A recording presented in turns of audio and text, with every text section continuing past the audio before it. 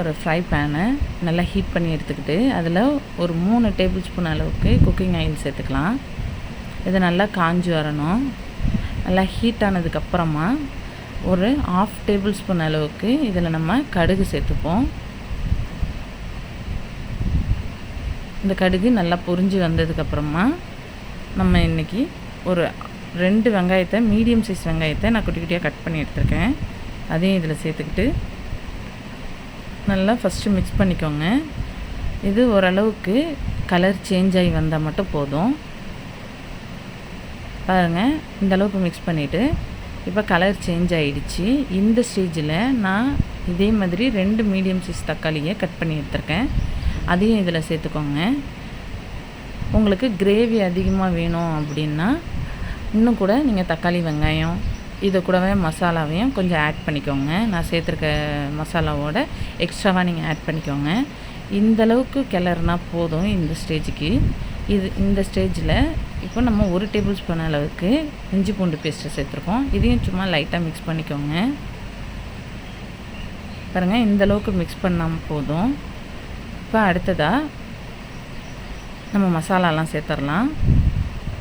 1 table spoon அளவுக்கு chilli powder நான் சேர்த்துருக்கேன், கார மிளகாத்தூள். அடுத்தது 1 டேபிள் ஸ்பூன் அளவுக்கு தனியாத்தூள், ஒரு 1/2 டேபிள் ஸ்பூன் அளவுக்கு மஞ்சள் தூள். இது எல்லாத்தையும் ஒன்றா சேர்த்து நம்ம ஒரு தடவை மிக்ஸ் பண்ணிடுவோம் நல்லா. இப்போ இது கூடவே உப்பு தேவையான அளவு நீங்கள் போட்டுக்கோங்க. இந்த மசாலாலாம் உங்களுக்கு பத்தலை அப்படின்னா எக்ஸ்ட்ராவாக நீங்கள் சேர்த்துக்கோங்க. நான் ஒரு கால் கிலோ அளவுக்கு தான் இறா எடுத்திருக்கேன். அதனால் இந்த அளவு கரெக்டாக இருக்கும்.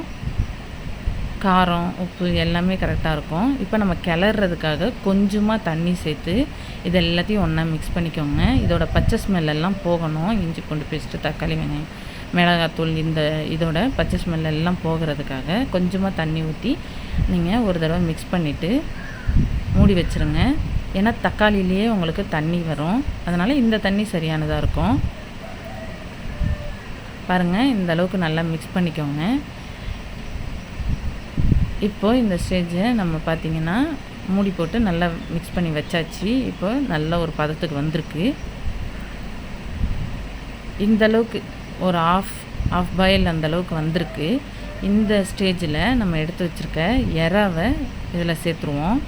நான் ஒரு 1/2 kg அளவுக்கு இறாவை நல்லா க்ளீன் பண்ணி வினிகர், அதுக்கப்புறமா மஞ்சள், உப்பு இதெல்லாம் போட்டு நல்லா க்ளீன் பண்ணி எடுத்து வச்சுருக்கேன். இப்போது இதை இந்த ஸ்டேஜில் சேர்க்கும் போது இன்னும் திக்னஸ் ஆகி எல்லா பொருளோட கன்சிஸ்டன்சியும் அந்த இறால இறங்கும். அப்போ தான் நல்ல ஒரு பதத்துக்கு நம்மளுக்கு வரும்.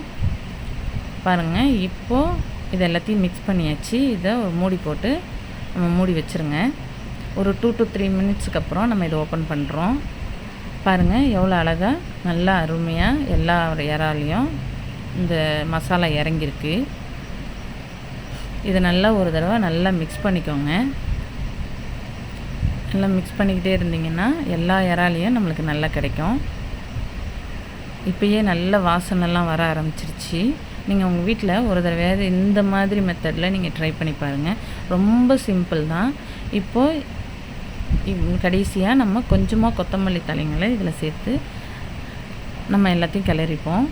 இது சேர்க்கும் போது தனி ஒரு ஸ்மெல்லும் நல்ல ஒரு டேஸ்ட்டும் கிடைக்கும். கொத்தமல்லி சேர்க்கும் போது அவ்வளோதான். கார்னிஷிங்காகவும் நீங்கள் சேர்க்கலாம். அவ்வளோதான். இந்த ஸ்டேஜில் நம்ம ஆஃப் பண்ணிடலாம். அருமையாக வந்திருக்கு. நீங்கள் இதையே ஒரு தடவை உங்கள் வீட்டில் ட்ரை பண்ணி பார்த்துட்டு எப்படி இருந்தது கமெண்ட்டில் சொல்லுங்கள். இந்த வீடியோ உங்களுக்கு பிடிச்சிருந்துச்சுன்னா லைக் பண்ணிவிட்டு உங்கள் ஃப்ரெண்ட்ஸுக்கும் ஷேர் பண்ணிவிட்டு மறக்காமல் நம்ம சேனலை சப்ஸ்கிரைப் பண்ணிக்கோங்க. தேங்க்யூ.